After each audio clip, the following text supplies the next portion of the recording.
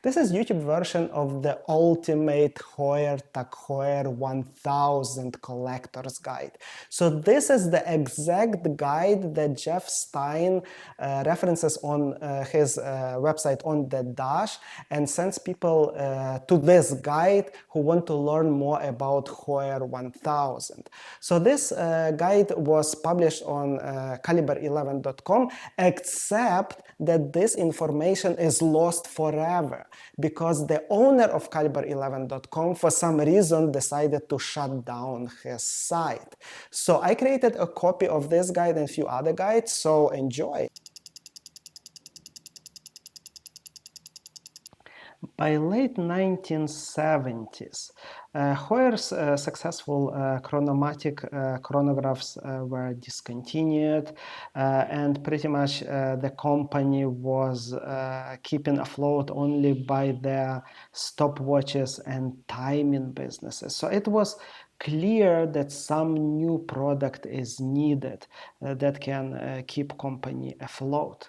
And the surprising answer came from the diving watches, and the reference 844 became an answer to the Heuer's problems. So the reference 844 became a foundation of Tag Heuer 1000 professional series, and that became 2000 and 3000 and 6000, and these diving watches dominated Heuer's catalog for almost 20 years and pretty much until today.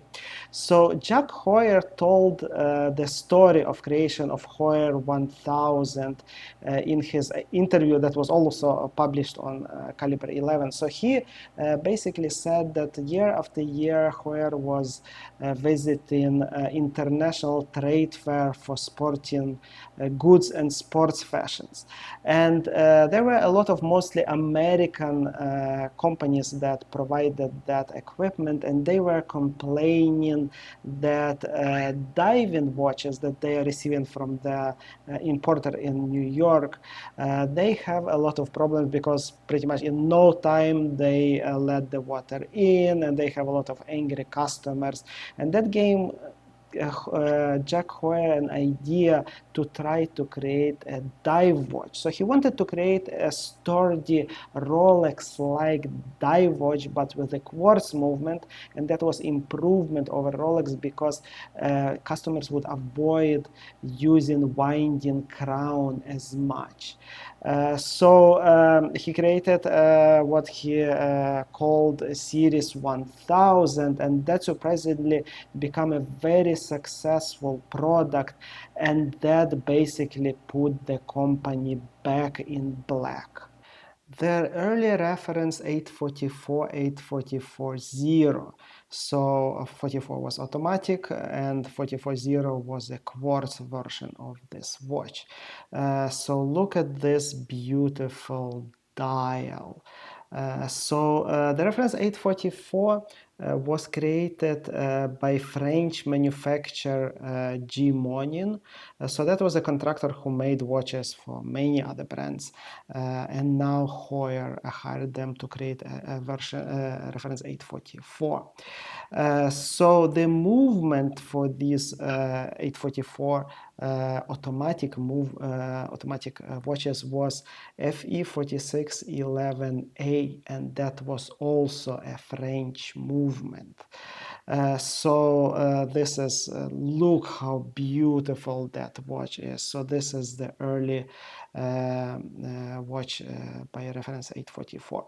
So those early 844s, they featured a 24-hour dial, and later reference 844, 844.0 was moved to 980, so we see 980.006. So this is what this became, and basically what they did, two big differences to 844 is first of all 24-hour dial is gone, and these watches actually featured Swiss movements instead of French movements. But Man, so cool. These watches for now, they were made in 42 millimeter case. And you can also notice a distinctive feature of these early 844 980 references is the distinct crown guards and distinct the ends of the lugs. In later 1000 series they will change. So this is one of the examples of this watch. Also they managed to make Anna Digi watch of this reference, and yeah, also this watch. In 1982, Heuer is acquired by Piaget Alemania, and they keep producing these watches, but in the beginning they were not calling them 1000 just yet, but they were making them in 4 different sizes: 42 millimeters, 38 millimeters, 32 millimeters, and 28 millimeters.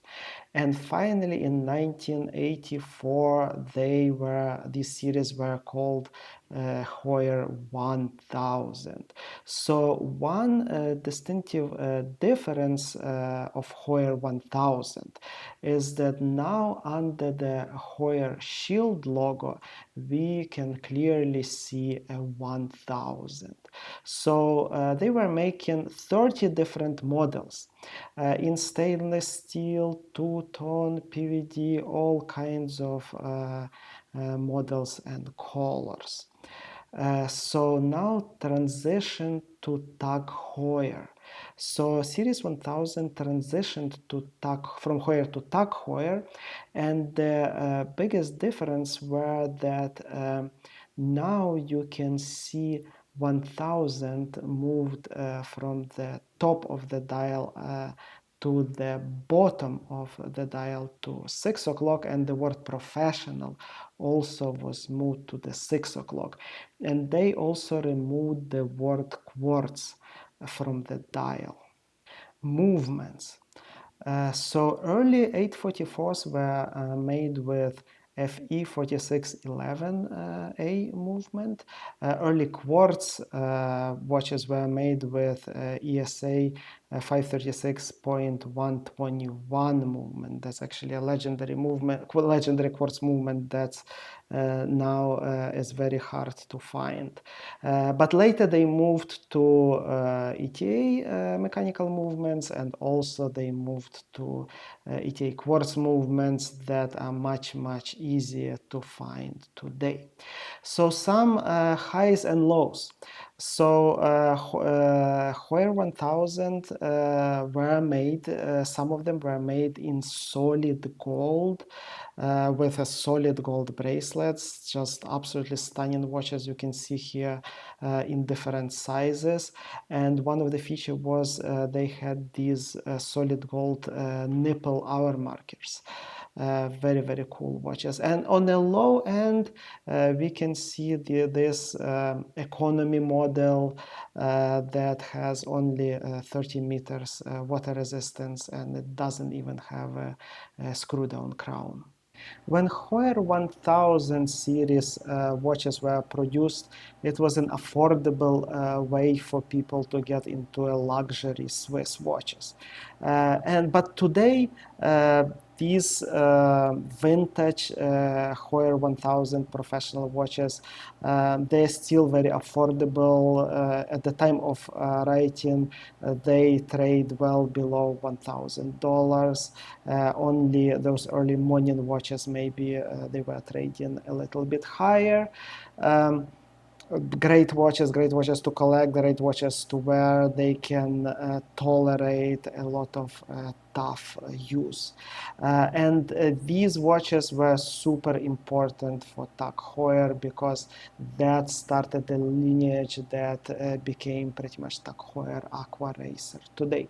So if you are watching this video in the future, then you can probably see a link for the next Caliber 11 have a guide that I created and you need to see it now, or just some recommended video by YouTube.